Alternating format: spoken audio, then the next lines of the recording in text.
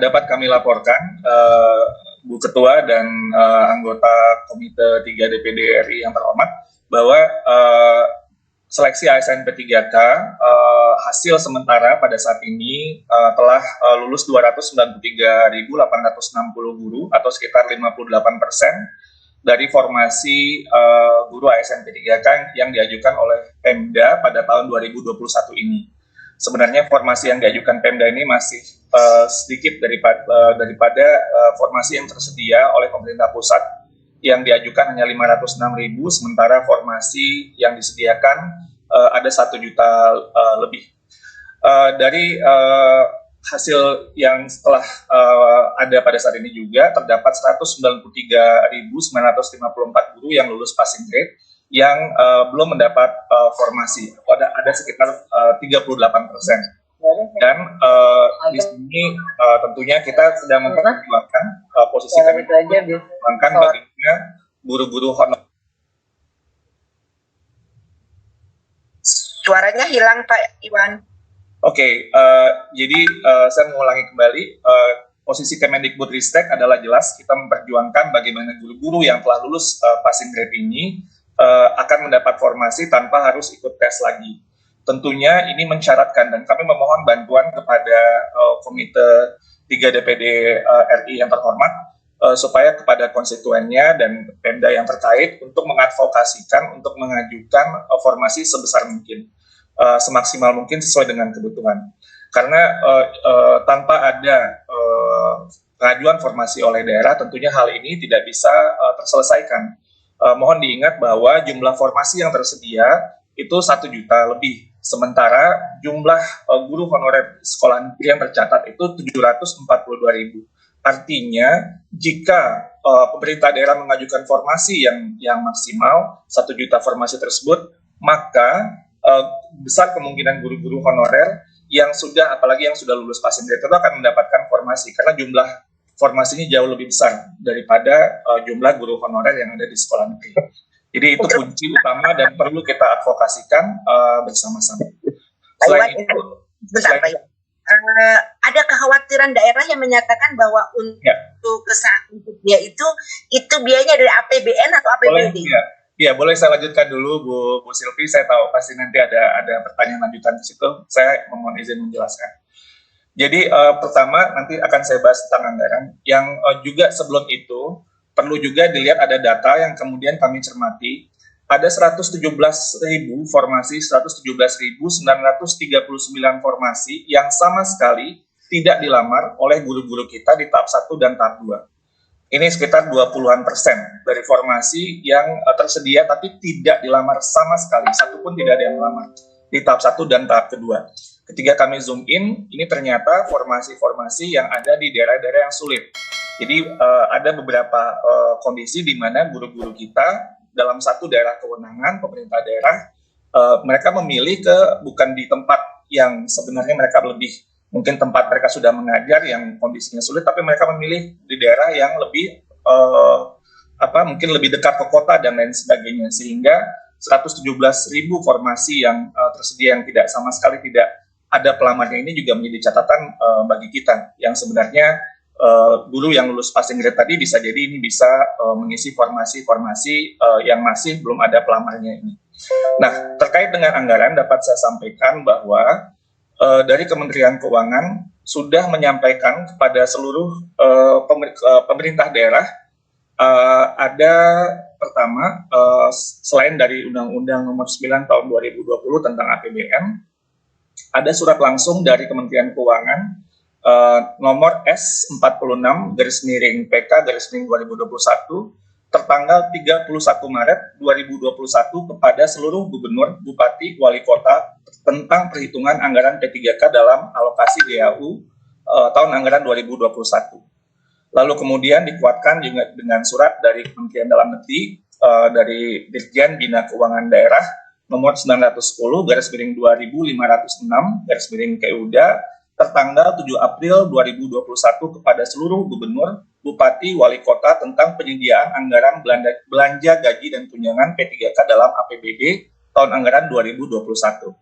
Bahkan secara spesifik dari Dirjen Perimbangan Keuangan Kementerian Keuangan juga menyurati kepada seluruh gubernur, bupati, dan wali kota nomor S98/PK/2021 tentang perhitungan secara rinci berapa formasi yang ada dialokasikan dalam perhitungan gaji guru P3K di masing-masing pemdanya dan berapa anggaran yang dialokasikan, dan anggaran ini bersifat earmark atau dikunci, artinya penggunaannya harus spesifik untuk kebutuhan gaji guru P3K yang tidak bisa digunakan untuk belanja yang lain.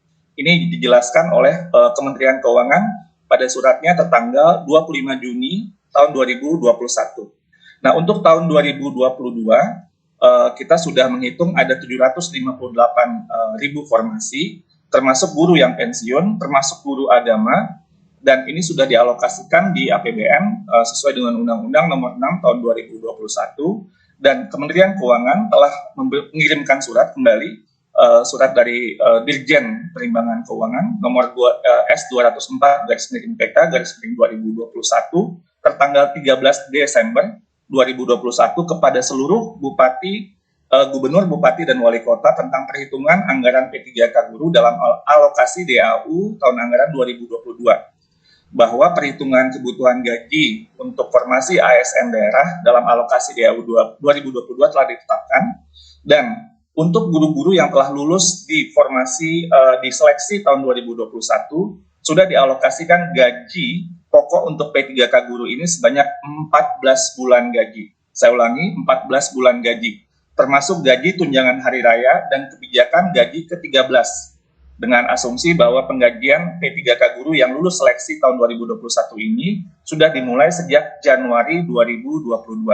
Ini sudah dianggarkan dan sudah dijelaskan oleh surat dari Kemenkyu kepada seluruh kepala daerah. Lalu untuk kebutuhan gaji pokok guru P3K yang nantinya lulus di seleksi tahun 2022 ini diasumsikan akan dimulai setelah lolos seleksi dan proses seleksi, ada 3 bulan gaji sejak bulan Oktober 2022. Jadi dengan demikian sekali lagi ditegaskan oleh Dirjen Perimbangan Keuangan bahwa alokasi DAU untuk P3K guru merupakan dana yang ditentukan penggunaannya secara spesifik atau bersifat earmark, sehingga tidak dapat digunakan untuk belanja lain. Ini sudah ditegaskan oleh Kementerian Keuangan juga. Nah, tentunya Bapak Ibu, kami terus mengadvokasikan dan mendengar berbagai aspirasi terkait dengan masalah-masalah yang muncul, misalnya tadi yang disampaikan oleh Pak Bambang. Pertama, mungkin sebelumnya juga ada masalah pemberkasan yang mungkin sebelumnya Bapak Ibu juga sudah mendengar. Dapat kami laporkan bahwa saat ini sudah terjadi pemberkasan untuk tahap 1 dan tahap 2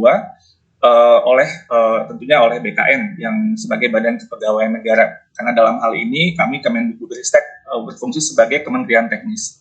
Dan untuk guru yang telah lulus passing grade tapi belum dapat formasi, tadi sudah saya sampaikan bahwa solusi yang utamanya adalah bagi pemerintah daerah untuk mengajukan formasi. Tanpa ini maka tidak bisa kita menyelesaikan masalah formasi yang sebenarnya masih tersedia dan sudah dianggarkan dan dialokasikan dana dan bersifat sudah dikunci atau earmark tadi. Terkait dengan ini termasuk juga guru-guru yang sekolah negeri yang tadi disampaikan kalah bersaing dengan swasta, sebenarnya mereka bisa tetap mendapatkan formasi jika formasinya dibuka. Lalu untuk sekolah swasta kami telah mendengar berbagai aspirasi dan sejak akhir tahun lalu sudah berdiskusi dengan sekolah-sekolah swasta. Juga di awal tahun kami juga sudah mendiskusi mendengar berbagai aspirasi dari berbagai sekolah swasta, termasuk dengan pertemuan dengan Badan Musyawarah Perguruan Swasta tanggal 6 Januari untuk mendengarkan apa yang menjadi masalah dan apa usulan solusi. Dan ternyata memang salah satu yang terkunci adalah dari Undang-Undang ASN yang sebenarnya pertama memberi hak kepada semua warga negara yang memenuhi syarat untuk mengikuti seleksi ASN. Dan dalam hal ini kita melihat bahwa semua warga negara tidak bisa dikecualikan. Yang kedua, bahwa yang lulus dari seleksi aparatur sipil negara ya harus ditugaskan di instansi atau lembaga pemerintah. Jadi ini adalah ketentuan dari undang-undang yang tentunya kami harus tunduk dengan kondisi ini. Namun demikian sekali lagi kami sampaikan bahwa kami terus memperjuangkan dan saat ini dalam Panselnas kita berdiskusi untuk mekanisme seleksi ASN P3K di tahun 2022 dengan mempertimbangkan semua aspirasi yang ada. Mohon doa dan dukungan juga dari Bapak Ibu sekalian supaya bisa lebih baik di tahun ini. Satu hal juga terkait untuk sekolah swasta yang kami juga mendengar, mungkin suara yang tidak jarang terdengar suaranya, tapi sangat penting adalah bukan dari sekolah dan yayasan saja, tapi dari guru-guru swastanya sendiri, yang mereka merasa mereka memiliki hak untuk memperjuangkan kondisi kerja yang lebih baik. Tentunya kita tidak ingin guru-guru kita mendapatkan pembayaran atau gaji di bawah upah minimum regional atau UMR, sesuai dengan Undang-Undang Ketenagakerjaan.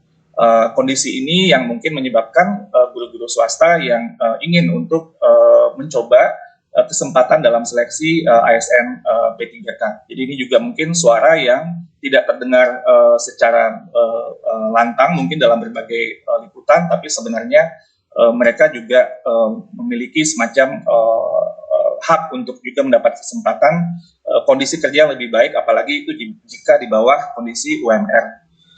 Terkait dengan passing dan P3K sedang dalam kajian kami juga, jadi terima kasih atas masukannya. Dan untuk Akta 4 sudah tidak ada lagi dan ini sudah diganti dengan PPG dan dalam hal ini PPG dalam jabatan. Lalu sertifikasi guru yang tadi ditanyakan terkait 24 jam, ini merupakan ketentuan dari Undang-Undang Guru dan Dosen terkait dengan beban minimal untuk kerja guru. Saya rasa mungkin itu yang bisa saya sampaikan. Terima kasih, saya kembalikan kepada Mas Budi.